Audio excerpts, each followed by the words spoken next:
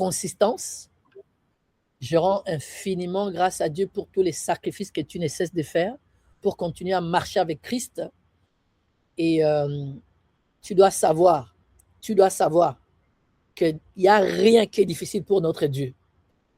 Toutes les prophéties, toutes les paroles qui ont été libérées vont s'accomplir dans ta vie en autant que tu continues de croire et de marcher par la foi. Amen. Aujourd'hui que je m'apprête à te parler de l'identification, partie 6, c'est ce que le Seigneur met dans mon cœur. J'aimerais que tu comprennes que tout ce que Dieu t'a dit va s'accomplir. N'abandonne pas la marche par la foi. La parole de foi doit se trouver dans ta bouche, mais ton cœur doit être saturé de cette même parole. Tes pensées, ton imagination et tes actions.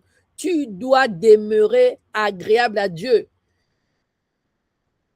Israël, je l'ai dit hier pour les mamans pour Christ. Et je vais le dire tous les jours maintenant à mes enfants. Dieu n'a jamais dit que quand on l'aime, nous sommes agréables. Dieu n'a jamais dit que quand toi et moi on fait des offrandes, nous sommes agréables. Dieu n'a jamais dit que quand on évangélise, nous sommes agréables. Non, Dieu a dit c'est quand nous marchons par la foi que nous lui sommes agréables. Quelqu'un dit Amen. Alors mon frère, ma soeur, sache que ta foi te rend agréable à ton Dieu. Il est dans le domaine de l'esprit. Il est invisible. Toi, tu es dans le domaine physique. Les épreuves sont là. Et je t'ai dit ici que chaque fois qu'il te libère une parole, Satan vient te pousser à ne pas croire en cette parole. Les vents contraires s'élèvent contre toi. Et Dieu observe. Dieu observe. Et je confesse et déclare que tous autant que nous sommes, nous serions trouvés fidèles parce que nous continuerons à placer notre confiance en lui, envers et contre tout. Et nous courrons avec la parole qu'il a libérée sur nous. Au nom de Jésus. Amen, amen. Donc, je te disais que j'ai vraiment une très bonne parole pour toi. Nous sommes toujours dans notre série autour de l'identification. Romains 6,5, car si nous sommes devenus un avec lui, unis de façon permanente à la ressemblance de sa mort, nous le serons aussi certainement un avec lui et participerons pleinement à la ressemblance de sa résurrection. L'autre version dit, si nous avons été identifiés avec lui dans la ressemblance de sa mort, nous le serons donc aussi dans la ressemblance de sa résurrection. Ces passages nous révèlent une vérité fondamentale. Le Seigneur me met à cœur. J'étais en train de prier. Les gens qui sont à côté de moi, peut-être il n'y a aucun de vous encore. Peut-être j'étais déjà comme ça aussi quand je suis allé au Cameroun. Peut-être Johnny l'a vu. Le Seigneur me parle. Dis pas, je peux venir en 2 secondes d'Israël. Je suis en train d'adorer. Et puis, boum, c'est arrivé. Je dois juste écrire la première ligne et tout le reste va suivre. Amen. Donc, j'étais en train d'adorer et puis le Seigneur me dit, précise quelque chose sur l'identification. Oui, Seigneur, j'écoute. Le Seigneur m'a dit ceci. Ma belle, écoute. Notre identité est un don de Dieu. Elle nous a été accordée gratuitement au moment de notre nouvelle naissance. Amen.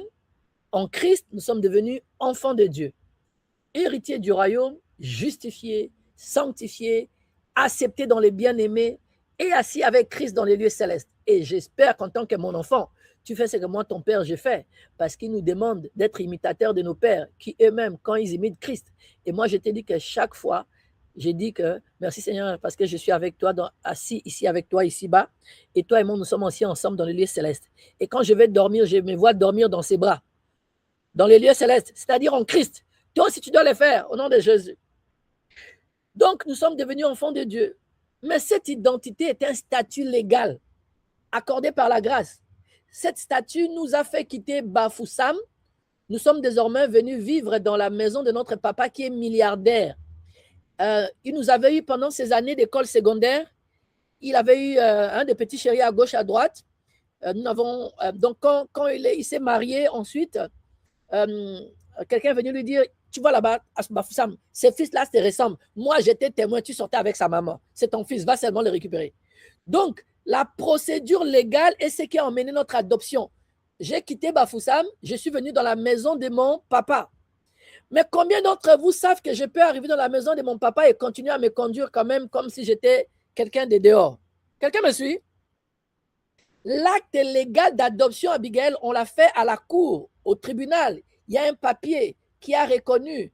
La maman a accepté de me donner le droit, j'ai le droit d'élever l'enfant, j'ai désormais même la garde exclusive, peut-être qu'elle est dans la galère ou peut-être qu'elle a épousé quelqu'un d'autre, parce que les 18 premières années de sa vie, c'est elle-même qui s'est occupée de cet enfant.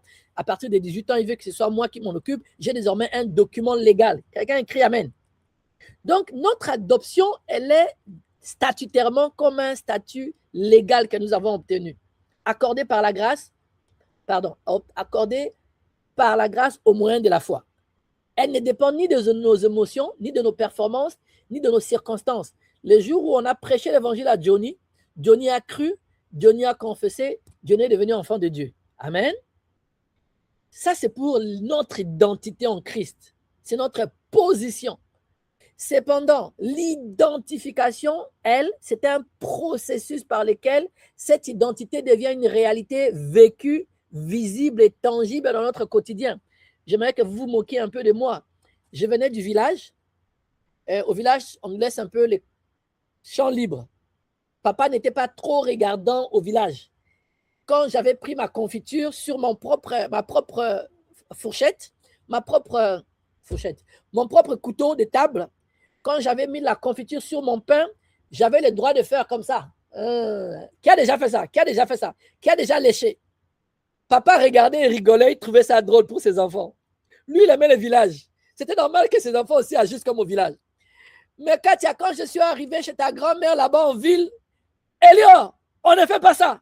On ne fait pas ça à table. C'est quoi ces manières? Quelqu'un me suit?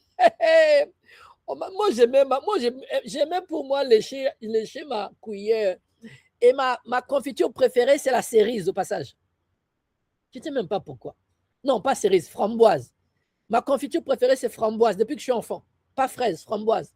Si tu m'avais mis pot de framboise devant ma Johnny, je peux vider ça. Mais je vais lécher jusqu'à. Donc, toi et moi, nous avons encore des habitudes de notre ancien nous qui vont naturellement se coller à nous. Si notre papa milliardaire nous emmenait dans les restaurants les plus chics de Yaoundé ou Douala, il y a de fortes chances qu'on lui fasse honte, entre guillemets. Il n'a pas honte de nous. Lui, il ne nous abandonne pas. Lui, il a compris qu'on n'a pas vécu avec lui dans l'abondance. Mais ses amis autour de lui pourraient nous regarder bizarre. Et on verrait qu'il n'est pas encore devenu semblable à son papa, qui était un bon chic, bon genre, un homme de valeur, un homme de principe, un homme au Congo, on dit jatance, de classe. Quelqu'un dit Amen. Alléluia. Si tu me comprends, écris Amen. Et c'est là tout l'enjeu de l'identification. Amen. C'est un processus par lequel cette identité devient une réalité vécue, visible et tangible dans notre quotidien. On pourrait comparer cela à une personne qui possède la carte d'identité d'un pays. Hein, tu sais que moi, je vise d'avoir la carte d'identité du Cameroun, non. Ton oncle va m'aider à avoir la nationalité au nom de Jésus. Tu as un oncle quelque part, tu vas me connecter à cet oncle-là. Donc, juridiquement, cette personne serait citoyenne de ce pays-là. Pourtant, il existe une grande différence entre le fait de posséder un document officiel et puis vivre réellement comme un citoyen conscient de ses droits, de ses responsabilités, de sa culture et des lois de sa nation. Quelqu'un dit Amen. Donc, c'est exactement ce qui s'est produit aussi dans la vie de croyants. Nous possédons l'identité de Christ sur le plan spirituel, mais nous ne vivons pas encore comme Christ parce que nous n'avons jamais commencé le processus d'identification interne, intérieure. Or, l'identification commence au niveau de l'intelligence. Amen. Elle commence lorsque nous méditons continuellement la parole de Dieu jusqu'à ce que les vérités de notre identité descendent de notre intellect vers notre subconscient. C'est ce que Paul appelle le renouvellement d'intelligence. Amen. Tant que la vérité demeure simplement dans notre tête, elle reste une information. Mais lorsqu'elle descend dans notre intelligence, dans notre âme, notre intelligence profonde, elle devient une conviction. Parce que à force de la répéter, de méditer, de la confesser, elle va aller se déposer dans notre subconscient. Tout ce qui se dépose dans notre conviction, dans notre subconscient, on l'adopte avec conviction et on le fait de manière machinale, automatique, sans réfléchir. C'est quand ça devient une conviction qu'elle finit par produire un nouveau comportement en nous. Quelqu'un écrit Amen. Le Seigneur Jésus ne se comportait pas comme le Fils de Dieu parce qu'il essayait de convaincre les autres qu'il était. Il se comportait comme le Fils de Dieu parce qu'il savait qu'il était. Amen. L'identification est supposée emmener aussi la même assurance chez toi et moi. À force, comme on l'a vu là, les 2-3 derniers dimanches, à force de contempler Christ dans les Écritures avec notre imagination, quand nous lisons les Écritures, nous commencerons techniquement, et c'est notre sujet du jour aujourd'hui, à penser comme lui. On va s'attarder sur la pensée. À penser comme lui, et plus tard, les dimanches prochains ou dans 2-3 dimanches, à parler comme lui, Et tu peux te rappeler de nos enseignements de la semaine passée, à agir comme lui, à produire les œuvres de Christ, à voir les situations comme lui les voyait. Comme Patrick l'a dit tout à l'heure, il a reçu un rappel, une notification comme quoi sa facture était grosse. Il a rigolé. Il a rigolé. Ça, c'est des choses que c'était l'attitude que Christ avait, rien ne les décontenançait. Quelqu'un dit Amen. Voilà pourquoi Paul n'a pas dit croyez que vous êtes en Christ. Non, il a dit qu'il y ait en vous cette pensée qui a été dans Jésus-Christ. Louis II ne nous a pas rendu service en disant ayez les mêmes sentiments que Christ. Non, non, non, non. C'est ayez en vous, et on va s'attarder aujourd'hui sur la pensée. Ayez en vous cette pensée qui a été aussi dans le Christ Israël. Autrement dit, adoptez sa manière de penser. Revêtez-vous de son intelligence. Laissez votre système de pensée, son système de pensée remplacer le vôtre. Amen. Car toute transformation durable commence toujours par une transformation au niveau de l'intelligence. Et ce qu'on va voir aujourd'hui de la pensée. C'est précisément ce que révèle 2 Corinthiens 3,18. 3,18. Nous tous qui les visages découverts, contemplons comme dans un miroir la gloire du Seigneur, nous sommes transformés en la même image de gloire en gloire comme par le Seigneur. Amen. Il y a l'imagination, on l'a vu, c'est des choses que tu crées, tu te visualises, mais il y a la pensée, il y a des choses qui existent déjà dans la parole, dans les prophéties, dans les promesses que toi et moi, on doit apprendre à penser dessus pour penser comme Christ, qui pensait selon ce qu'il avait reçu comme ordre de mission, comme volonté divine. Amen. Donc, c'est quand nous contemplons que nous sommes transformés. On a vu que nous devenons ou nous sommes ce que nous contemplons. La contemplation précède toujours la transformation. Amen. Plus nous contemplons Christ, plus nous lui ressemblons. On l'a vu. Donc, plus nous méditons sa vie, son caractère, sa puissance, son amour, sa foi et son obéissance, plus ces réalités s'exprimeront dans notre être. C'est ainsi que l'identification deviendra tangible dans notre vie. Si tu te posais des questions, pourquoi ce n'était pas encore devenu tangible? Parce que tu ne savais pas encore les processus. Mais par sa miséricorde, Dieu est en train de dévoiler les choses, d'enlever les voiles. Quelqu'un dit Amen. Voilà pourquoi beaucoup de croyants peuvent répéter « J'ai l'identité de Christ. Ah, toi tu chasses les démons. Israël, tu n'avais pas à chasser les démons. Il fallait juste que tu connaisses ton identité. » Connaître l'identité, ça veut dire quoi? Connaître que mon papa s'appelle Jonathan et qu'il habite Douala au lieu de Yaoundé, ça a changé quelque chose. Ça change quelque chose. J'ai vu même avec lui, mais je suis toujours voleur. Il faut toujours que j'aille voler les œufs. Il faut toujours que j'aille lécher fourchette. Pardon, ça ne suffit pas. Il y a un processus à faire. Quelqu'un crie Amen. Tout le monde écrit, il y a un processus. Tout le monde écrit, il y a un processus. Oh, il faut connaître ton identité. Nous tous, on connaissait l'identité. Ça n'a pas changé notre vie. Amen. Ce n'est pas parce que notre identité était fausse, mais parce que nous n'avons jamais laissé cette identité nous pénétrer suffisamment au niveau de notre intelligence. L'identité est un fait spirituel. L'identification est un processus mental, émotionnel. Alléluia. Mental et émotionnel, l'autre était spirituel. L'identité est reçue instantanément quand toi et moi on a donné notre vie à Christ. À tous ceux qui ont cru, à tous ceux qui l'ont reçu, pardon, à tous ceux qui ont cru, il leur a donné quoi? Le pouvoir de devenir enfant de Dieu. Amen. Automatiquement, tu as cru, tu es devenu. Qui devient, bon, on est devenu enfant de Dieu, mais qui est changé automatiquement? Personne, même pas Paul, même pas les disciples. Amen. Donc, beaucoup d'assemblées, dans d'assemblées dans le corps du Christ, on voit des gens continuer à retourner vers leur vomi. On ne peut pas les blâmer non plus, parce que ce sont aux enseignants et aux saints ministères que Dieu a donné à l'Église de poser ce type de fondement. Et par la miséricorde de Dieu, je rends grâce à Dieu parce que toi, tu reçois cette parole mielleuse aujourd'hui pour faire des espoirs pour Dieu. Quelqu'un dit Amen. L'identité est un cadeau. Amen. Mais l'identification est une transformation. L'identité est reçue instantanément, mais l'identification se développe progressivement. C'est pourquoi ce processus est absolument indispensable. Sans identification, il devient difficile de manifester les fruits de l'esprit comme Christ. Sans identification, il devient difficile de marcher dans la foi comme Christ. Sans identification, il devient difficile d'aimer comme Christ. Je te dis ici que chaque fois que ma chair me dit pense du mal d'Israël, pense du mal d'Abigail, je vais appeler Abigail, je vais lui dire une bonne chose. Je te promets, J'ai déjà compris la chair. Là, j'ai dit, chair, ce que tu es en train de me pousser là, c'est contraire à Christ. La Bible déclare que tu es inimitié avec Christ. Tu es devenu vocal, très lourd comme ça là. Donc Dieu veut que je fasse le contraire. Merci pour ce que tu viens de me dire. J'ai béni la personne. Quelqu'un me suit? Ok, je pense que la fenêtre de Jessica. Jessica, tu t'es endormie? Parce que là, on voit la mer là. On ne voit plus l'écran qui était là tout à l'heure. Amen. C'est pas grave, c'est pas grave. Je peux mettre mon image. Comme ça, ils vont voir mon image. Attends.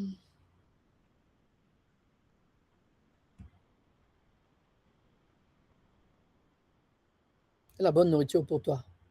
Hold on, hold on. Ne quitte pas. Reste éveillé. Reste éveillé. Amen.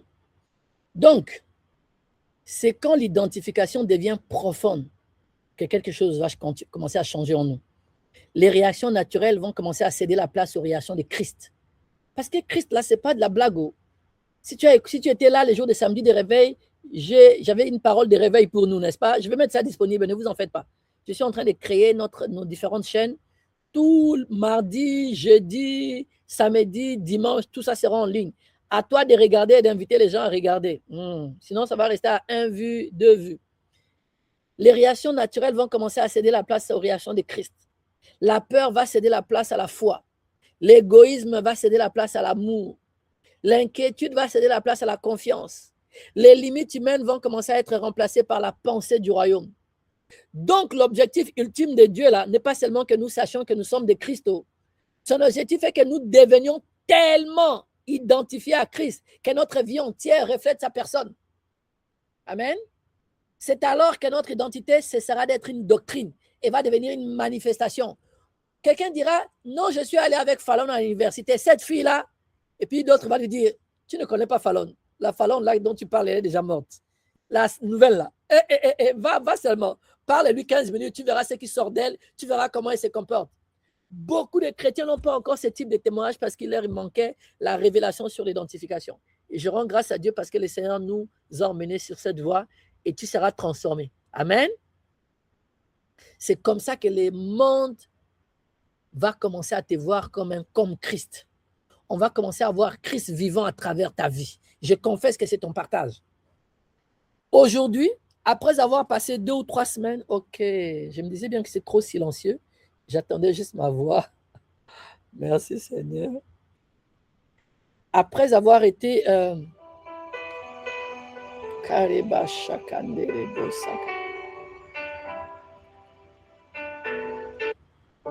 après nous être attardés pendant 2 ou 3 semaines autour de l'imagination, permets-moi de te parler de la pensée. Et je sais que ta vie va être transformée. Dans 2 semaines, on parlera de la parole. Aujourd'hui, on s'attarde sur les pensées. Marc 12. Marc 12, Johnny. Je ne sais pas si c'est 36. La Bible déclare, c'est l'abondance du cœur que la bouche parle. Dans Proverbe 23, 7, la Bible déclare, nous sommes comme les pensées de notre âme. Nous sommes comme les pensées de notre âme. L'âme est décrite comme l'ensemble composé d'intelligence. Dans l'intelligence, on trouve la pensée et l'imagination, et la mémoire et les souvenirs. Tout ça est dans l'intelligence. L'âme est décrite comme l'ensemble composé d'intelligence, d'émotions et de volonté. Suis-moi bien. Âme, c'est quoi? Your mind, your soul, your emotion. Ton intelligence, ta volonté, tes émotions. Dans ton intelligence, il y a la pensée, il y a l'imagination, et il y a la mémoire ou le souvenir. Alors, tu le sais avec moi que tout a été fait par la parole. Mais cette parole, comme on vient de le lire dans Matthieu 12, c'est l'abondance que la bouche parle. C'est l'abondance du cœur que la bouche parle. La parole que Dieu a libérée, que la lumière soit, comme on l'a vu au jeudi des réveils, là, que la lumière fut là, ce n'était que les débordements de la pensée qui était en Dieu. Amen. Nous aussi, si nous voulons marcher avec le caractère de Christ, en plus d'agir comme lui, de faire les mêmes œuvres qu'il faisait, il serait important et capital pour nous d'avoir les mêmes pensées que lui. Amen. Comme je l'ai dit tout à l'heure, Philippiens 2,5, version seconde 21, que votre attitude soit identique à celle de Christ. Version Darby dit, verset Philippiens 2,5, qui est donc en vous cette pensée qui a été aussi dans le Christ Jésus. La pensée est longtemps restée un domaine non exploré pour beaucoup d'enfants de Dieu. Ça continue même d'être pour plusieurs enfants de Dieu qui se permettent toutes sortes de pensées. Déjà, les pousser à imaginer, c'est déjà un gros travail, mais la pensée, juste, j'ai vu une chèvre, je pense à la chèvre. J'ai vu un cahier, je pense au cahier. Ils ne sont pas capables de l'interpréter comme il faut et ils subissent beaucoup de choses. Et par sa miséricorde, on va démystifier cela. Amen. Parce que pourquoi on veut les démystifier? On veut les démystifier pour nous débarrasser des pensées limitantes de notre passé.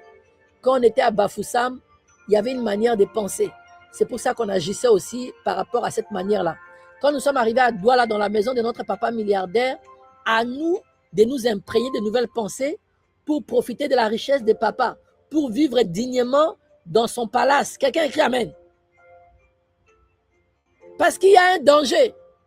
Il y a un danger qu'on vive dans les lieux d'abondance, mais à cause de nos mauvaises pensées, nous ne puissions pas en profiter. À cause de nos mauvaises pensées, Christ n'arrive pas à être pleinement formé en nous, Johnny. Quelqu'un me suit? À cause de nos pensées limitantes, à cause de nos pensées que nous tolérons n'importe quelle pensée ou nous permettons, ou bien nous ne pensons pas comme il faut, et bien malheureusement, Christ n'est pas pleinement formé. Galates 4,19. Galates 4,19. Mes enfants, pour qui j'éprouve de nouveau les douleurs de l'enfantement, jusqu'à ce que Christ soit formé en vous. En fait, je vais t'amuser, mais c'est vraiment le meilleur exemple. En fait, l'identification là, ça nous emmène à revêtir Christ. Quand Christ est pleinement formé en nous, il déborde. Un peu comme le vêtement de Spider-Man. Qui ici a déjà regardé Spider-Man? Qui a déjà regardé Spider-Man? Avant de venir à Christ alors, on va dire que depuis que tu es venu à Christ, tu ne regardes plus. Qui a déjà regardé Spider-Man? Au moins, moi aussi je dois regarder. Parce qu'il y a les autres qui veulent mentir ici là. Eh bien, je ne sais pas si tu as remarqué, mais Spider-Man là, ok, c'est quand il pense, quand il devient un avec le vêtement. C'est quand ils sont en symbiose que le vêtement l'emmène à faire tout ce qu'il veut. N'est-ce pas? C'est quand ils sont en symbiose, c'est quand il révèle l'identité de ces vêtements-là, qu'il se projette dans le vide, il a toujours des choses qui fonctionnent. Eh bien, c'est vraiment l'exemple le plus adapté que je puisse te donner. Tant que toi et moi, on n'a pas encore les pensées de Christ, tant que l'imagination et nos pensées ne sont pas en symbiose avec Christ, avec les pensées de Christ, eh bien, ces pouvoirs surnaturels ne peuvent pas encore fonctionner en nous, Johnny. Quelqu'un me suit? C'est un peu comme si tu es dans les vêtements de Spider-Man, mais il y a un trou ici dans le ventre. L'air entre. Je te promets. C'est un peu comme si tu veux plonger dans le vide, mais il y a un trou derrière. Jusqu'à ce que toi et moi, on soit remplis avec la pensée de Christ et que Christ soit en train d'être formé pleinement en nous. C'est à ce moment-là qu'on pourra revêtir les vêtements de Christ, Johnny. Et on pourra faire les espoirs où nous-mêmes, on sera les premiers à être étonnés. Dieu m'a choqué hier. Je suis nécessairement resté là-bas en haut, je disais, Alléluia, les miracles ont commencé dans la salle. C'est parce que Christ est formé en toi et tu coulais avec la pensée de Christ. Tu étais en symbiose avec Christ et les pouvoirs surnaturels se sont décuplés. Quelqu'un crie Amen. Non, la vie chrétienne n'est pas difficile, papa aider pour le dire, je suis d'accord avec lui. C'est juste qu'on ne faisait pas les choses comme il faut. On ne paye pas les prix là où il fallait. Amen. Jusqu'à ce que la pensée de Christ nous remplisse, nous ne pouvons pas encore nous identifier à lui. Car nous ne serions pas encore pleinement formés. Un peu comme si j'allais chez Israël, Israël m'accueille bien, et puis j'ai dit, Israël, tu n'as pas, j'ai un peu faim. Il me dit, maman, papa, j'ai la banane. Hein? Et puis moi, je me dis, Israël va me faire un bon à loco ici. Et puis elle me sort les bananes Les bananes qu'on mange, pas plantain, vertes. Bon, tu me diras, en Afrique, il y a certaines bananes vertes qui sont comestibles. Mais je parle des bananes des blancs. Que toi et moi, on sait que ça doit être jaune pour être comestible là. Toi et moi, c'est à cela qu'on ressemble, Johnny. Dans le domaine des prodiges, des miracles, des signes, d'espoir, des marches surnaturelles avec Christ, nous sommes encore des bananes vertes. Ces bananes, d'accord. Tu es né de nouveau, d'accord. Tu as l'identité de Christ d'abord, mais tu n'es pas comestible, tu n'es pas agréable. Quand tu dis au nom de Jésus, Satan lui-même dit, est-ce qu'on peut manger banane comme ça là? Il n'y a même pas la pensée de Christ, c'est mes pensées qui sont remplies. Depuis le matin, tu as pensé à quoi? La peur, l'angoisse, les manques. Voilà, je ne va pas réussi. C'est que papa Elior voit, moi je ne vois même pas. Papa Elior enseigne, mais je ne... Doute. Arrête là. Quelqu'un me suit? Mais en cette saison, ma belle est délivrée au nom de Jésus. La banane devient mûre et jaune au nom de Jésus. J'ai une bonne parole pour toi, mon frère. Tu vas aimer la parole d'aujourd'hui. Amen. Nous sommes des bananes mûres. Mon frère, ma soeur, pourquoi je commence avec les pensées? Parce qu'avant que toi, tu décrètes et déclares des choses en tant que chrétien, là, comme Christ, et puis cela arrive, il faut que tu apprennes à devenir maître, mastermind de tes pensées. Il faut que tu deviennes maître au niveau des pensées. Parce que c'est des pensées que naissent les paroles. Les actions naissent des pensées. Les paroles naissent des pensées. Les décisions naissent des pensées. Les habitudes naissent des pensées répétées. Et la destinée est fortement influencée par les types de pensées qu'un homme accepte. Quelqu'un me suit? Ce que tu penses aujourd'hui peut influencer ton corps. Beaucoup de personnes ont eu des cancers. Ils n'ont pas parlé à Israël, Abigail. Ils n'ont jamais parlé. Ils ont juste pensé. Ils ont laissé la pensée de peur. Et le cancer est arrivé. Amen. Les chrétiens, on n'a pas appris à master. Tous les hommes de Dieu que tu vas faire des efforts pour Dieu, ils ont maîtrisé à faire des pensées. Et toi aussi, tu vas maîtriser, Patrick, au nom de Jésus. Katia, tu vas maîtriser ces domaines toi aussi. Ce que tu penses peut influencer tes émotions. Toi-même, tu l'as remarqué, n'est-ce pas? Tes décisions, ta santé, tes relations, ton avenir et même les générations après toi. La vie est une succession de choix, ma belle. C'est une série de décisions. Chaque jour, toi et moi, on fait des choix. Mais on pensait que ces choix-là, c'est seulement de coucher ou de ne pas coucher. De donner offrande, de ne pas donner offrande. Non. Toi et moi, on choisit à quoi on croit. Oui, on choisit ce qu'on accepte. On choisit ce qu'on doit rejeter. On choisit ce sur quoi on doit méditer. On choisit ce qu'on doit confesser. On choisit quoi on doit poursuivre. On choisit ce qu'on va laisser entrer dans notre intelligence. Ces choix ne sortent pas de nulle part. C'est un choix et nous choisissons. C'est pour ça que personne ne pourra dire au Seigneur, je ne savais pas. Toutes ces choses commencent d'abord au niveau de nos pensées. Donc, si tu veux changer tes choix, il faut d'abord changer tes pensées. Si tu veux ressembler à Christ, il faut changer tes pensées. Arrête de te voir comme Gédéon. Dieu lui a dit vaillant héros. Dieu l'a appelé vaillant héros. Pour changer quoi? Ses pensées. Quelqu'un dit Amen. Toi et moi, nous choisissons chaque jour la vie ou la mort. Quand la maladie arrive, la fièvre commence. Qu'est-ce que tu fais? Si ton premier réflexe est d'aller dans la boîte à pharmacie, tu as choisi déjà la maladie. Je te dis que moi, quand je me réveille, je dis hey, Jésus était malade. Jésus était malade. Je te dis la maladie par Israël. Parce que quand je parle comme ça, j'ai la pensée de Christ. Christ n'était pas malade. Maladie ne peut pas venir ici. Mais toi, la première chose, tu vas prendre maladie. Ah, la maladie là encore recommencé. Ma maman aussi avec ça. C'est toi qui as choisi. Tes pensées t'ont permis à faire un choix. Quelqu'un me suit? Peut-être qu'on va rester ici un mois. C'est à toi et moi on choisit la malédiction ou la bénédiction. Ça commence avec la pensée. Oui, je t'ai dit que la mort et la vie sont au pouvoir de la langue. Mais toute parole passe d'abord par les pensées. Toi et moi, on choisit la paix ou la peur selon les pensées que nous tolérons. Toi et moi, on choisit la foi ou l'inquiétude en rapport avec les pensées que nous ruminons. Toi et moi, on choisit de croire à la vérité de Dieu ou les faits négatifs visibles selon les pensées que nous laissons entrer. Les pensées ne sont pas invisibles. Toi, tu penses que c'est invisible. Quand tu penses comme Christ, tu es en train de devenir, tu fais symbiose avec Christ, comme les vêtements de Spider-Man. Quand tu penses comme Satan, c'est décoller. il y a des gros trous dans ton vêtement. Et Satan voit que tu as adopté ces pensées. Et ça affecte ton corps. Tu n'es pas neutre. Je vais te parler de beaucoup d'expériences. Je t'en ai parlé d'ailleurs. Je vais te parler. Tu connais l'expérience où on a mis une plante à gauche et puis on a mis une autre plante à droite. On a libéré des mauvaises paroles à droite. On a libéré des bonnes paroles à gauche. Eh bien, la plante sur qu'on a libéré des bonnes paroles nécessaire de prospérer et la plante qu'on avait maudit a pourri. Eh bien, ils ont refait les tests Israël. Ça fonctionne avec pensée aussi. Oui, Patrick. Tu penses du mal. Là, tout est vivant, je vous ai enseigné. Toute matière est vivante. Et la pensée interagit. Et puis parfois les gens disent, chérie, tu es en train de penser à quoi? À rien. On ne peut pas penser à rien. On est toujours en train de penser à quelque chose.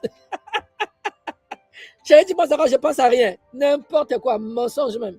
C'est toi qui crois à ça. Tu vas être délivré aujourd'hui. Amen. Regarde, tes pensées, tu dois savoir, ça influence tes cellules, ça influence ton cerveau, ça influence ton corps, ça influence tes émotions, ça provoque des réactions chimiques. Et si tu veux tout savoir, ça déséquilibre même ton équilibre intérieur. Oui, tes gènes même sont affectés par tes pensées. Oh, je t'ai dit ici, qu'ils se sont rendus compte, les médecins, Jessica va aller nous ramener beaucoup de détails sur ça. Les médecins pensaient que 70% de nos jeunes, c'était des jeunes poubelles, ça ne servait à rien. Et puis ils se sont rendus compte, c'est uniquement quand nous marchions avec la joie, quand nous sommes remplis de la pensée de joie, que ces jeunes fonctionnaient. Et ces jeunes, devine quoi? Fonctionnent quand nous fonctionnons avec la foi. Parce que partout il y a la foi, il y a la joie. Reba kataraba. Tu pensais que mon Dieu était un mystère?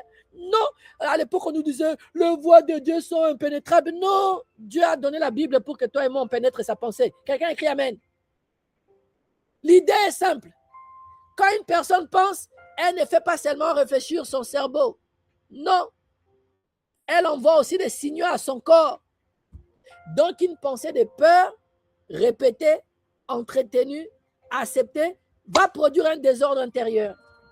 Les menstrues qui sont perturbées, boule au ventre, les yeux qui ne voient pas. Je te promets, en l'inverse, une pensée alignée avec la parole de Dieu va produire la paix, même quand tu n'as pas d'argent, quand tu n'es pas marié, la stabilité, la foi, la restauration, la force spirituelle, une meilleure orientation de vie. Les pensées ne sont pas abstraites. Non, les pensées sont réelles. Ça produit des changements réels dans nos vies. Quelqu'un écrit Amen. Les pensées sont des choses, si tu veux. Ce n'est pas des idées abstraites. Elles deviennent des réalités formées au niveau de notre intelligence, au niveau de notre cerveau. Elles peuvent devenir des souvenirs, des raisonnements, des croyances, des habitudes, des programmations, des réactions automatiques, des forteresses mentales ou des chemins de foi. Je vais prendre un exemple qui concerne mes sœurs, parce que la majorité ici, c'est des filles. Si tu es au son de ma voix, tu as des problèmes avec tes menstrues. Je vais te poser des questions. Combien de fois tu as pensé le contraire? Combien de fois tu t'es surprise en train de penser que c'est illégal ce que tu es en train de subir, que ton cycle doit être régulier et que ça doit venir sans douleur? Parce que tu pensais que les médicaments, c'est ça qui résolvait. Tu pensais uniquement que c'est les confessions qui résolvaient. J'aimerais te dire que tout commence avec la pensée. Quelqu'un écrit Amen. Ta pensée est capable d'arrêter le flux là et de la régulariser. Quelqu'un dit Amen. Reçois cela si tu es au son de ma voix et tu subis ces choses. Ce que tu penses souvent finit par construire quelque chose en toi. Une pensée répétée, rejouée devient une structure intérieure. C'est pourquoi une personne peut simplement penser je vais échouer. Et puis il échoue. Une personne peut penser cet homme ne m'aime pas. Et puis le même soir, la personne appelle. Ah, chérie, je pense qu'on doit mettre une pause. Tu ne l'as même pas dit. Est-ce que j'ai menti ici, Patrick? Tu l'as seulement pensé. Je ne pense pas qu'il m'aime. Le même soir, il t'a appelé et t'a dit je veux qu'on marque une pause. Tu ne l'as même pas raconté à ta voisine. Ta pensée parle. Ça émet des ondes et quelqu'un a capté. Il voit que tu n'es pas dans de bonnes dispositions. Je vais échouer. Tu as échoué. Ah, je vais aller à cette interview, mais je ne sais pas si je vais réussir. Tu ne vas pas réussir. Tu as pensé ça, tu ne vas pas réussir. Nous sommes comme les pensées de notre âme. Tu ne vas pas réussir. Je vais te réveiller aujourd'hui. Je ne réussirai jamais. Dans notre famille, personne ne va loin. Je suis né pour souffrir, moi ici, là. Tu as pensé ça, non? Tu vas goûter à sa version triple. Mais ce n'est pas pour nous au nom de Jésus. Parce que nous sommes délivrés. En fait, les pensées deviennent des chemins, des routes au niveau de notre intelligence. Et chaque fois que notre cerveau, les cellules de notre corps, va nous voir traiter ces dossiers-là, il va dire, oh, reine, tu n'as pas à réfléchir. Tu m'as déjà donné la provision il y a 2 semaines. Tu m'as dit que toi, avec l'argent, vous n'êtes pas amis. Alors, cette pensée d'argent, Falon t'a proposé un business, suis ce schéma. Et puis, reine va dire à Mafa, est-ce que cette affaire-là va vraiment marcher? Puis Mafa dit, je ne pense pas. Hein. Et puis Mafa va dire, ma reine, on laisse tomber seulement. Je te dis, c'est comme ça marche. Quelqu'un me suit? Ton cerveau va aller dire, on a déjà un chemin ici que tu as tracé. N'arrête, Papa Elliot te demande de faire VPT, de réfléchir, de planifier, arrête ça de dire. Tu as déjà donné chemin. Suivant ce chemin. Ton oncle avait fait ça, ça n'a pas marché, non? N'est-ce pas? Après 2 ans, sa boutique a été fermée, n'est-ce pas? Et puis toi, est-ce que toi, tu peux réussir? Non, toi, tu ne peux pas réussir. On suit ce chemin, Fallons, vendons seulement les yaourts. Vendons les yaourts devant la maison. On va avoir nos 50 francs et puis c'est bon. Je te dis les pensées. Quelqu'un est délivré aujourd'hui au nom de Jésus. Ma Fallon et ma reine, recevez votre délivrance au nom de Jésus. J'appelle l'abondance dans vos vies au nom de Jésus. Amen, amen. Tu dois renverser ces mensonges avec la vérité de Dieu. Sinon, il va influencer ta conduite. Même si tu es identifié à Christ, même si tu es véritablement né de nouveau, même si tu ne mens pas, ne voles pas, ne triches pas. Amen. Commence à utiliser tes 5 sens pour nourrir ton intelligence. Parce que ce sont des portes. La vue, l'ouïe, l'odorat, les goûts, les toucher. Ce sont des portes. À travers eux, tu reçois des images, des paroles, des expériences, des douleurs, des souvenirs, des atmosphères, des informations, des témoignages, des rapports médicaux, des paroles familiales, des déclarations négatives. Ensuite, l'intelligence traite ces informations. Mais le danger est que toute information reçue ne doit pas être reçue comme vérité finale.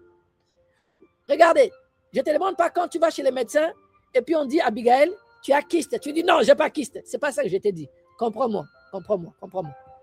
Tu es devant les médecins, ne va pas dire que c'est qu'on vous enseigne là-bas à l'église, on vous fait transformer en idiot. C'est écrit noir sur blanc qu'il y a kyste. On ne débat pas, pardon. On ne débat pas. C'est juste pas une vérité immuable pour nous. Médecin, j'ai vu. D'après les scans, j'ai 12 kystes.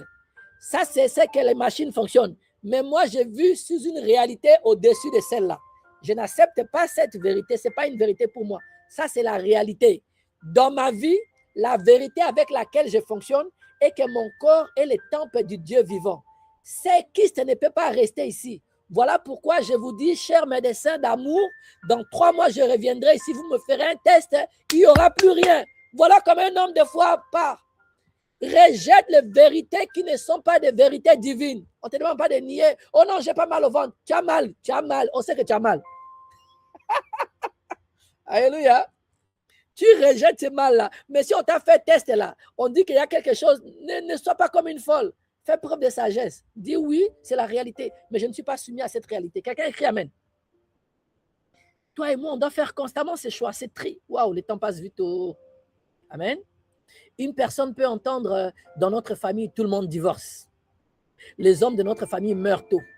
Tous les hommes sont des menteurs. Mon frère, ma soeur, si tu dis que tous les hommes trichent, ton mari va tricher. Les hommes vont arriver chez lui, même s'il ne trichait pas. Katia, viens, je vais te parler. Tu vois, tu es à côté de ton homme, non? Les mariages étaient beaux, tu m'as fait déplacer jusqu'au Gabon ou je ne sais, jusqu'en Afrique du Sud, je suis venu, non? Et puis, les gars t'avaient jamais trompé. Mais la pensée limitante là qui continue à jouer que mon mari va me tromper, les ondes vont aller l'affecter. Les chemins là vont continuer à l'affecter. Mon frère, je l'ai dit samedi, je l'ai dit encore, mais je vais t'enseigner ça dans 2 semaines.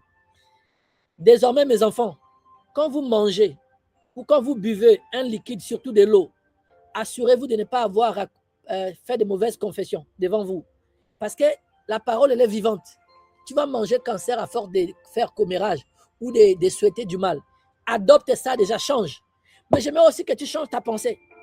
Tu peux influencer ton enfant en pensant du bien de lui et il va gagner en confiance. Parce que je te dis que les pensées, c'est une chose. Ça influence, ça active les cellules, ça active les gènes, ça pousse la protéine à être activée pour emmener une information d'une cellule à une autre. Et c'est la mauvaise information va activer une protéine qui peut aller emmener la maladie. Donc, si moi, je pense du mal de ma femme, eh bien, la vie et la mort, là, mes confessions et mes pensées, parce que je suis comme ça va créer cet environnement.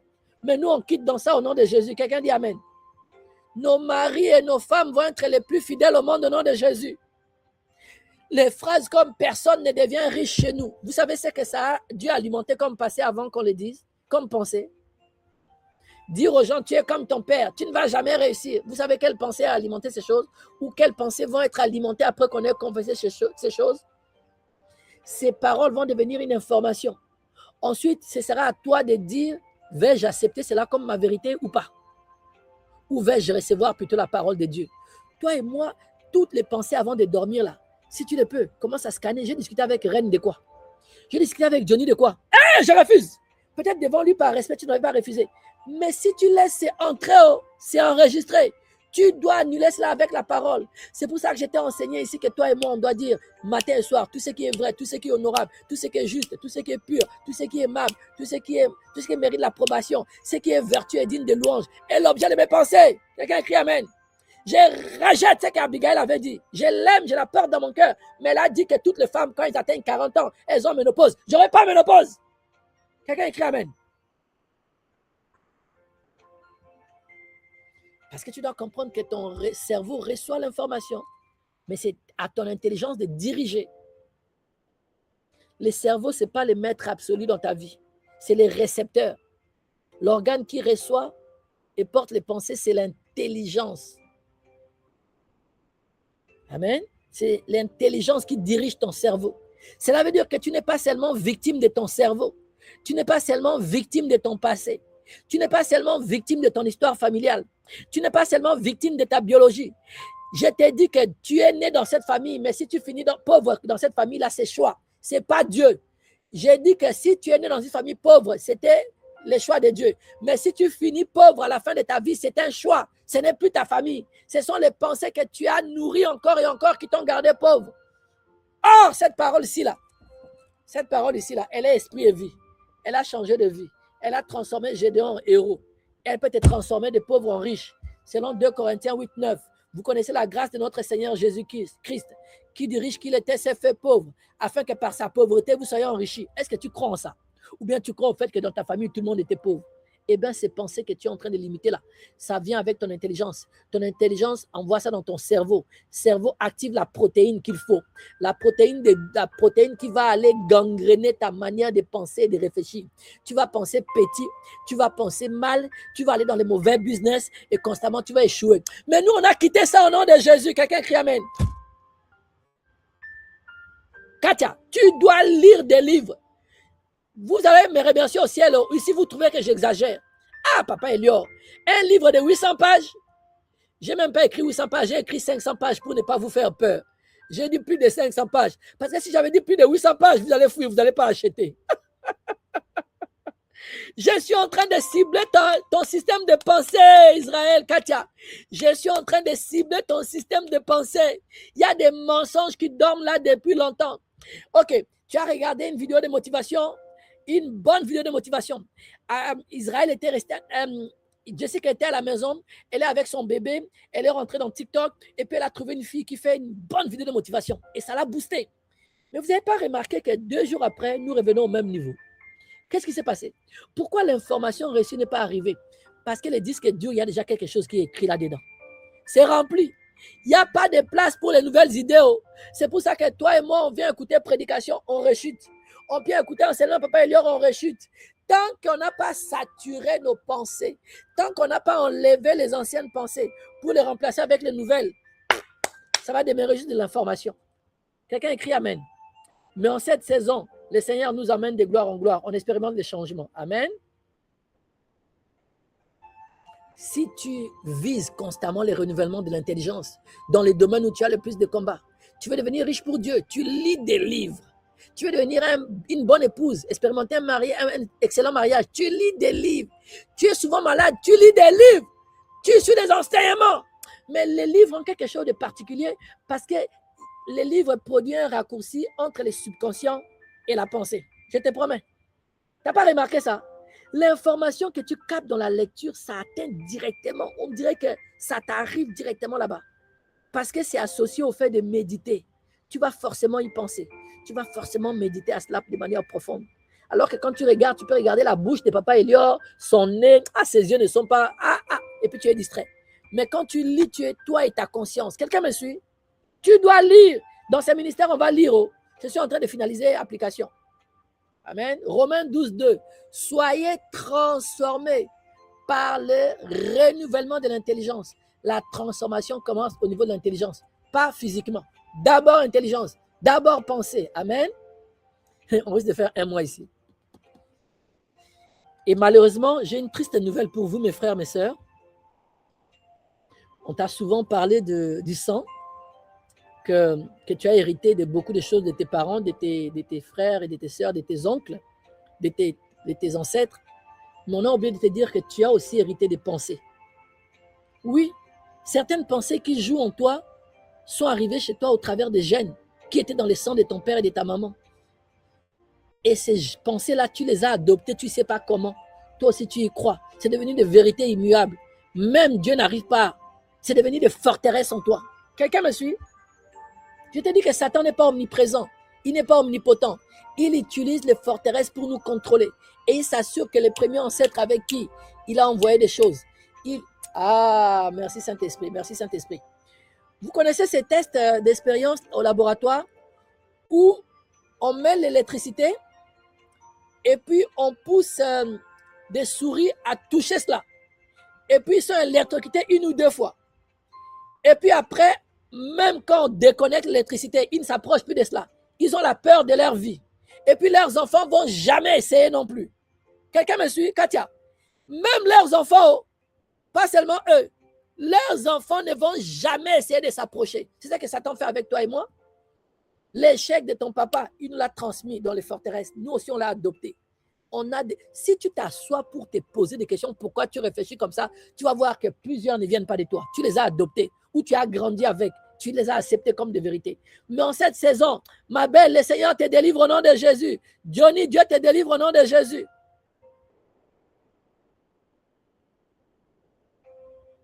Plusieurs pensées, plusieurs souvenirs, plusieurs dispositions internes nous viennent au travers des générations. Les choix, les peurs, les modes de pensée, les traumatismes, ça passe d'une génération à une autre. Et Dieu, les sachant, il respecte notre choix. Deutéronome 30, 19. J'ai mis devant toi la vie et la mort, la bénédiction et la malédiction. Choisis la vie afin que tu vives, toi et ta postérité. Ces versets nous montrent que les choix d'un homme ne concernent pas seulement lui-même. Ils peuvent affecter sa maison, ses enfants, sa descendance, son héritage, son atmosphère familiale et la trajectoire spirituelle de sa lignée. Ceux qui sont déjà mariés, tu dois te surprendre en train de penser à ton couple de la bonne manière comme Christ l'a dit pour que cette réalité devienne tangible. Parce que sinon, c'est que ta maman avait comme conduite, ton papa avait comme conduite, tu vas l'adopter. Pourquoi les enfants des femmes battues deviennent eux-mêmes des batteurs de femmes? Parce qu'ils pensaient à cela, mais ils n'avaient pas la solution. Ils pensaient à cela, Jessica, mais ils n'avaient pas la solution. Ils ne se sont pas saturés des vérités divines. Ils n'ont pas effacé l'ancienne information. Et naturellement, quand la femme lui parlait mal, la pensée qui était là, qui a été transmise de la génération de son papa, va de l'avant et il bat sa femme. Quelqu'un me suit? Mais nous, on ne sera pas là. Aucune de mes filles sera battue dans son couple au nom de Jésus. Quelqu'un crie Amen. On va s'arrêter là. Parce que c'est aussi la journée. Toi et moi, on va passer 3 semaines. Qui a été béni? Qui a compris plusieurs choses? Qui a été béni aujourd'hui? Qui a été béni? Qui a été béni? Amen, amen. Nous connaîtrons la vérité nous affranchira. Amen. J'ai encore 2 dimanches pour toi alors. Et je vais t'apprendre comment chasser la pensée. Ok, je vais juste donner un petit hint. Hein? Patrick, Israël, Abigail, quand tu veux dormir, tu as remarqué que tu tombes souvent en transe, n'est-ce pas? Toi et moi, on va utiliser ces instants précis quand on dort, quand on se réveille, pour désormais insérer les bonnes pensées en nous. On va piéger notre pensée. Je reviens dimanche prochain. Papa a des choses concrètes pour nous. L'identification avec Christ va devenir tangible dans nos vies au nom de Jésus. Amen. Aujourd'hui est aussi la journée de notre journée d'alliance, de délivrance. Journée d'alliance, de délivrance. Une des délivrances la plus spectaculaire que toi et moi on connaît, c'est la délivrance que le Seigneur a accordée aux enfants d'Israël. Et surtout quand ils faisaient face à la mer, tu te rappelleras. J'aimerais te poser la question, que fais-tu lorsque tu es confronté à un problème qui semble n'avoir aucune solution, comme les enfants d'Israël? Hein, ma belle? Et c'est ton cas d'ailleurs, ma belle.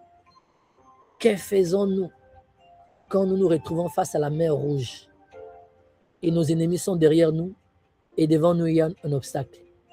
Eh bien, j'aimerais te donner 7 manières dont le Seigneur pourrait te délivrer. 7 manières dont le Seigneur peut vous délivrer, peut utiliser pour vous délivrer. Amen. Lorsque les enfants d'Israël vivraient en Égypte, ils ont traversé beaucoup de souffrances. Ils étaient des esclaves, bien entendu, ils n'avaient aucun droit. Ils étaient contraints de faire des travaux pénibles. Ils n'avaient aucun espoir d'une vie meilleure. Et ils ont poussé des cris vers Dieu pour obtenir du secours, pour une délivrance. Et le Seigneur leur a répondu. Il se souvient de son peuple, de son alliance avec papa Abraham, Isaac et Jacob. Il a envoyé Moïse pour les délivrer, n'est-ce pas? Moïse le libérateur, par son intermédiaire, le Seigneur manifesta des signes et des prodiges. Il a envoyé des fléaux sur Israël, les 10 plaies, sur Égypte, pardon. Et c'est ainsi que, pendant très longtemps, Pharaon avait son cœur endurci par l'Éternel pour se glorifier. Mais après un terrible jugement sur les premiers-nés d'Égypte, même les bétails, il finit par laisser partir les Israélites, n'est-ce pas? Cependant, même après leur délivrance, leurs difficultés n'étaient pas terminées. Ils affrontèrent épreuve après épreuve. Ma lecture est mielleuse. Prépare-toi. Tu vas aimer cette lecture, Patrick. 4h30 de Bible par jour. Rabakatarabasha. Je viens de finir 2 chroniques. 2 chroniques. 4h30 de lecture aujourd'hui. Merci Seigneur. J'ai remarqué que non, vient les jours de notre délivrance, notre programme du 26 au 30. Je dois te parler d'idolâtrie. Le Seigneur a rajouté encore l'intelligence. L'idolâtrie est vraiment reliée au royaume, comme il m'a appris dans les livres de Dieu de la maison de notre Père. Si tu ne travailles pas intentionnellement pour le royaume de Dieu, Satan va t'attirer vers l'idolâtrie. Mais je ferme la parenthèse. Ils ont expérimenté des souffrances, des épreuves après épreuves.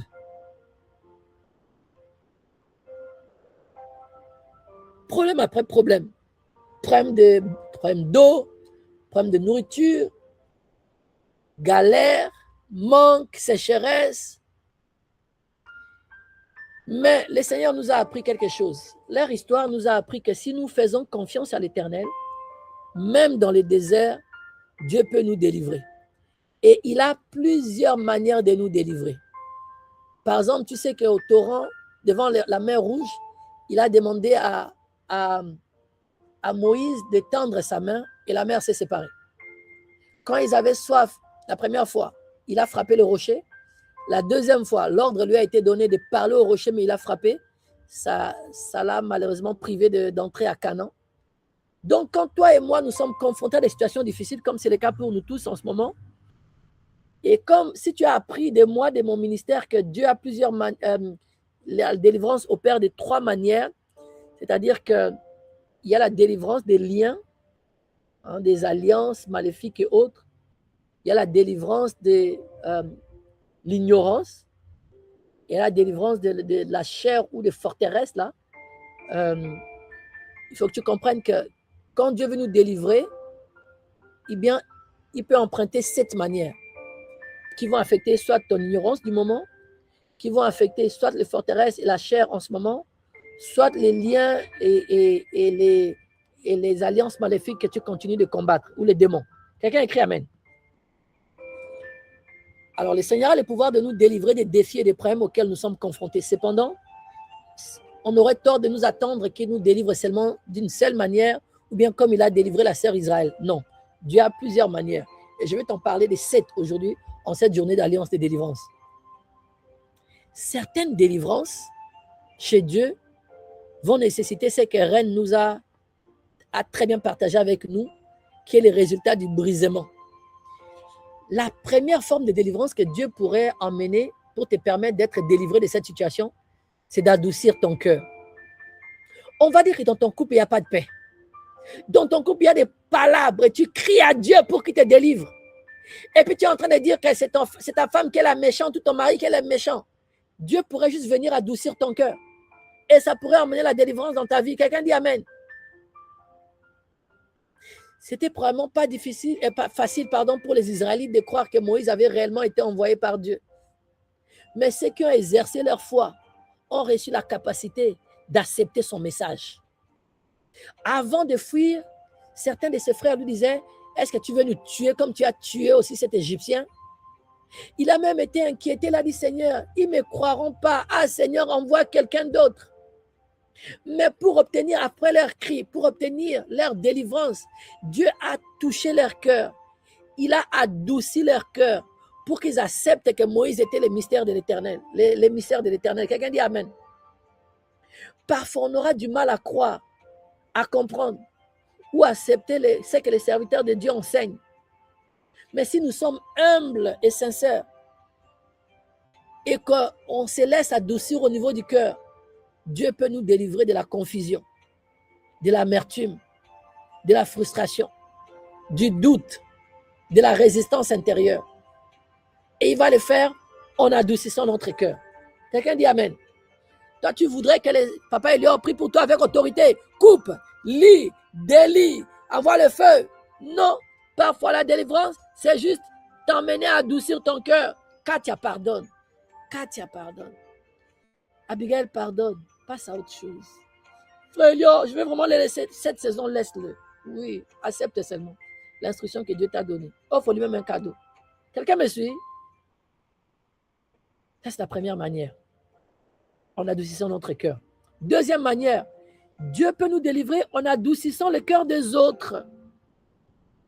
J'aimerais que tu saches que quand tu es dans un couple, tout le monde doit prier pour que Dieu nous change, nous, pas l'autre. On n'a aucun pouvoir de changer l'autre. Dieu n'a donné à personne la capacité de changer l'autre époux.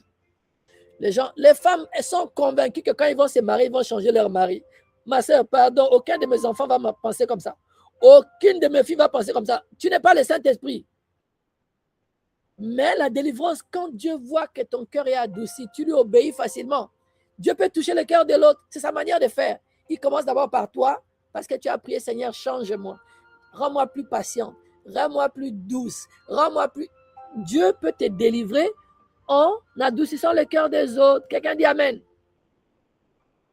Après la naissance de Moïse, Pharaon décréta que tous les garçons israélites devaient être mis à mort. Pourtant, Moïse a été sauvé. Qu'est-ce qui s'est passé? Sa mère l'a placé dans une corbeille sur le Nil. La fille de Pharaon l'a découvert et a été touchée de compassion. Elle savait que c'était un enfant d'Hébreu. Elle aurait pu dénoncer à son papa, oui ou non? Même pas arriver chez son papa, elle aurait pu juste dire appeler un garde, n'est-ce pas Katia? Garde, venez, tranchez le cou de cet enfant, c'est aussi un Hébreu. Elle aurait pu, oui ou non, Israël? Mais elle n'a pas fait. Dieu a apporté la délivrance en adoucissant le cœur de la fille du Pharaon. Amen. Elle a décidé d'adopter l'enfant et de l'élever comme son propre fils. Et Myriam était dans les parages. Il lui a même proposé d'aller lui chercher un nourrisson. Et c'était sa propre maman. Moïse n'a pas bu le lait d'une autre femme. Elle a bu le lait de sa propre maman. Quelqu'un me suit? Son cœur a été adouci. Parfois, des personnes qui pourraient nous nuire vont soudainement voir leur cœur changer. J'étais en train de lire l'histoire. Les mêmes Babyloniens que Dieu a utilisés pour mettre à genoux Juda, quand ils sont tombés dans l'idolâtrie, Dieu a utilisé les mêmes rois de Babylone, Darius, Cyrus, Artaxerxès, pour reconstruire le temple. Quelqu'un me suit?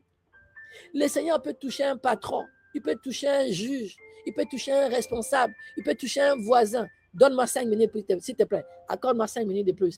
Il peut toucher un propriétaire, il peut toucher une autorité, un membre de votre famille. Il peut le pousser à faire preuve de compassion, là où vous attendez normalement un refus.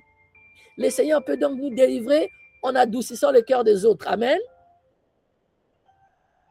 Le Seigneur peut aussi nous délivrer en nous donnant la force de porter nos fardeaux. 3. En nous donnant la force de porter nos fardeaux. Lorsque Moïse demanda pour la première fois à Pharaon de libérer Israël, la situation empira. Pharaon augmenta leur charge. Le peuple souffrit encore davantage. Pourtant, ils continuèrent d'avancer. Le Seigneur nous invite à déposer nos fardeaux à ses pieds, sur lui. Lorsque nous nous faisons confiance, il peut nous rendre nos charges plus légères. On continue à faire les mêmes choses, mais on ne ressent plus le poids. Parfois, Dieu ne retire pas immédiatement les problèmes. Non, Israël. Mais il augmente notre capacité à les porter, à l'endurer. Amen. Alors, il va nous délivrer avec une force surnaturelle, avec une paix intérieure qui dépasse, par un courage renouvelé, par une endurance que nous ne pouvons pas comprendre. Dieu peut délivrer aussi comme ça. Amen. En nous donnant la force de porter nos fardeaux actuels. Jacqueline ne supportait pas comment son mari jetait les chaussettes partout dans la chambre. Pourquoi ça dérange même les femmes? Est-ce que c'est un problème même les chaussettes? Mes sœurs, mes filles, c'est lui qui s'est plaint de son mari à cause des chaussettes. Je te colle 12 livres à lire en un mois. Tu peux ramasser, tu mets dans le panier. Est-ce que la vie continue, oui ou non? C'est quoi cette affaire de se plaindre pour les chaussettes jetées? Et puis les gens en font même des vidéos. Reçoit la capacité d'endurer cela. Oh, il ne lève jamais les battants de la toilette. Oh, il ne ferme jamais la porte. Toi, tu sais fermer, vous êtes complémentaires. Toi, ferme, et puis c'est tout. 4. La manière dont Dieu peut nous délivrer en ouvrant un chemin d'évasion. Dieu peut nous délivrer en ouvrant un chemin d'évasion. Après les plaies d'Égypte, Pharaon accepta finalement de laisser partir Israël. Mais peu après, il changea d'avis et lança son armée à leur poursuite. Le peuple se trouva piégé devant la mer Rouge. Humainement parlant, il n'y avait aucune issue. Mais Dieu ordonna à Moïse de tendre sa verge. La mer s'ouvrit et les Israélites traversèrent à pied sec. Parfois, Dieu ne supprime pas immédiatement l'obstacle. Il crée un passage là où il n'y en avait aucun. Il trace un chemin dans les déserts. Il trace un chemin dans la mer. Il peut vous délivrer d'une tentation. Oui, que tu pensais insurmontable. Il peut te délivrer d'une situation dangereuse. Toi, tu pensais qu'on doit te changer de ville. Non, tu vas rester là. Il peut te délivrer d'une impasse, d'un piège, d'une pression spirituelle. Il est capable d'ouvrir un chemin là où personne n'en voit. Quelqu'un écrit Amen. 5. Dieu peut t'inspirer une solution. Cinquième manière de délivrer, il peut t'inspirer une solution. Pendant leur marche dans les déserts, les Israéliens se tournaient constamment vers Moïse pour résoudre leurs problèmes. Mais Dieu désire que ses enfants apprennent aussi à recevoir sa direction personnelle. Néphi est un exemple. Lorsqu'il perdit son arc, Dieu ne lui donna pas immédiatement toutes les réponses. Néphi prit l'initiative. Il fabriqua un nouvel arc, puis chercha la direction du Seigneur. Et Dieu les guida progressivement vers la solution. Amen. Parfois, la délivrance ne vient pas sous la forme d'un miracle spectaculaire. Elle vient parfois sous forme d'une idée, d'une stratégie, d'une inspiration, d'une révélation, d'une sagesse. Dieu peut nous délivrer en nous montrant quoi faire. 6. Dieu peut nous délivrer en nous inspirant d'autres personnes, en inspirant d'autres personnes à nous aider. Dieu peut nous aider, nous délivrer en inspirant d'autres personnes à nous aider. Après la sortie d'Égypte, Jéthro, le beau-père de Moïse, vint lui rendre visite. Il remarqua que Moïse essayait de résoudre seul tous les problèmes du peuple. Jéthro lui expliqua que cette méthode finirait par l'épuiser. Il lui conseilla de déléguer certaines responsabilités à d'autres hommes capables. Moïse suivit ses conseils et en fut grandement béni. Souvent, Dieu utilise des personnes pour nous secourir, des hommes de Dieu, des prophètes comme Katia l'a expérimenté, des parents, des amis, des enseignants, des conseillers, des prophètes, des frères et des sœurs. Le Seigneur peut vous délivrer en inspirant quelqu'un à devenir une réponse à votre besoin. Et parfois, c'est vous qui l'inspire pour devenir cette aide pour quelqu'un d'autre. Alors, sois aussi sensible.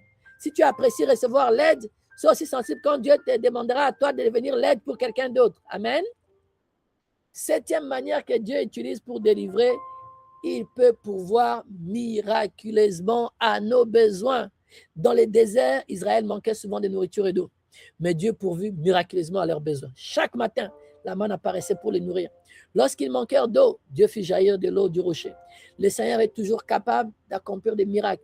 Lorsque tu lui fais confiance, il peut pourvoir à tes besoins matériels, à tes besoins financiers, à tes besoins physiques, à tes besoins spirituels, à tes besoins émotionnels.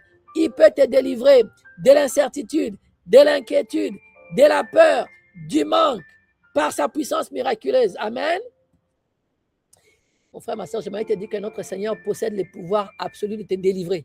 Mais il ne va pas les délivrer seulement d'une seule manière. Arrête de déterminer à l'avance quel type de délivrance tu as besoin. Attends-toi à lui et lui-même saura quelle délivrance est appropriée pour ton cas.